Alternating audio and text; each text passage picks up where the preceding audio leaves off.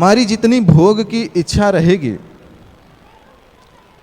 उतना ही माया हमारे सामने शक्तिशाली रहेगी, उतना ही माया शक्तिशाली हो जाएगी।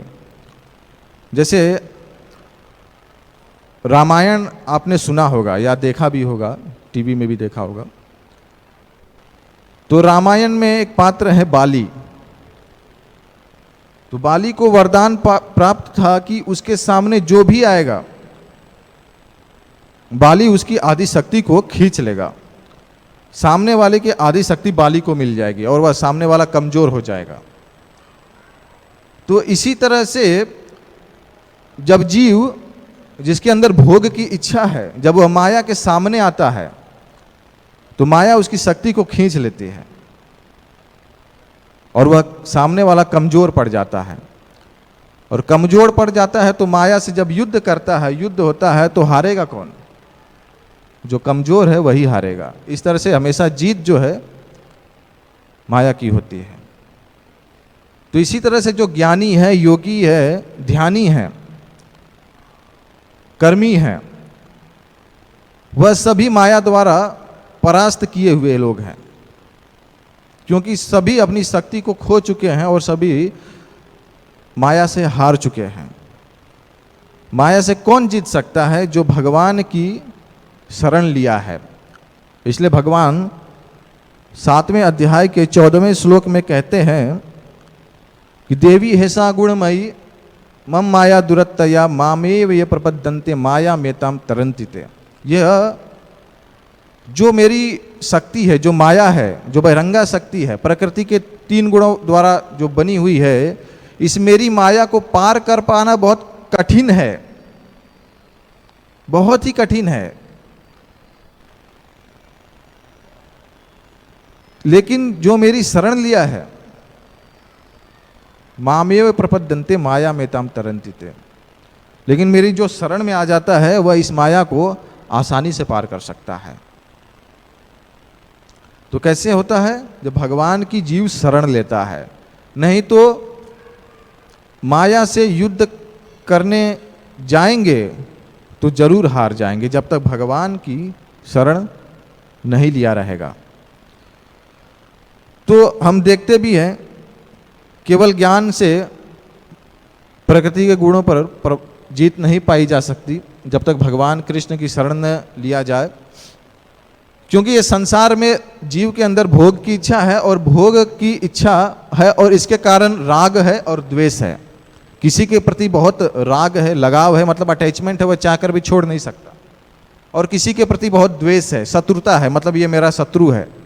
ये राग और द्वेष बना हुआ है क्योंकि भोग की इच्छा है। बहुत ज़्यादा राग है तो कभी कभी प्रचार में कोई किसी को हम भगवत गीता देते हैं कि यह भगवत गीता लीजिए, इसे पढ़िए, इसी से आपका कल्याण होगा, इसी से आपका कल्याण होगा और इससे आपको भगवान की कृपा मिलेगी, यह रोज भगवत गीता पढ़िए। तो उस व्यक्ति का राग अपनी पत्नी से होता है तो वह व्यक्ति क्या करता है? अपनी पत्नी को फोन करता है। क्यों फोन करता है? क्योंकि पत्नी से राग है।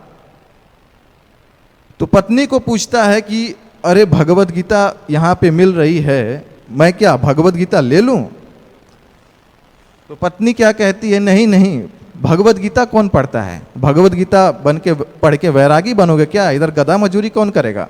छोड़ो भगवत गीता, घर पे आओ।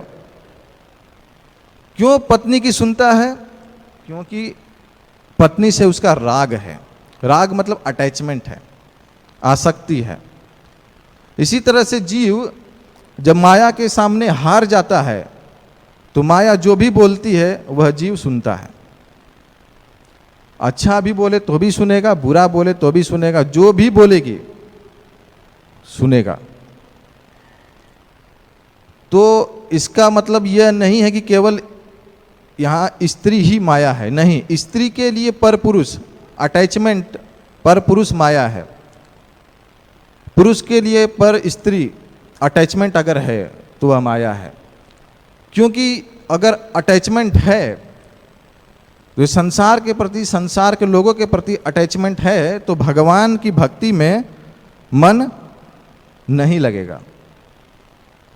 जैसे एक सूकर होता है, तो सूकर का अटैचमेंट है मल खाने में, कीचड़ में रहता है, हमेशा मल की तलाश में रहता है, गंदगी किधर है खोजता रहता है।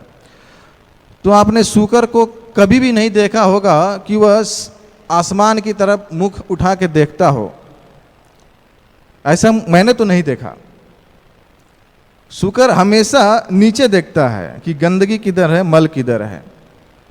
तो इसी तरह से जो जीव इंद्रिय तृप्ति में लग जाते हैं, यहाँ संसार के आसक्तियों में खो जाते हैं, माया में खो जाते हैं, तो वह कभी भी जिज्ञासा नहीं कर पाते कि मैं कौन हूँ, भगवान कौन है, भगवान के साथ मेरा संबंध क्या है, भगवान है भी कि नहीं है, यह पता करने का भी प्रश्न जिज्ञासा उसके मन में नहीं आता। मैं क्यों इस संसार में फंसा हूँ, मुझे क्यों बार बार दुख मिलता है, मुझे ही बार बार क्यों तकलीफ मिलती है, मुझे क्यों इतना कष्ट भोगना पड़ रहा है, यह कभी जिज्ञासा नहीं करता।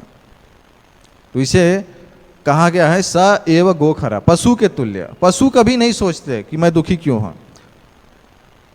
लेकिन मनुष्य शरीर प्राप्त करने के बाद भी अगर यह जिज्ञासा न मन में आए कि मैं यह दुखी क्यों हूं, भगवान कौन है, भगवान को कैसे समझ सकता हूं, तो स एव गोखरा, गाय और गधे के समान है।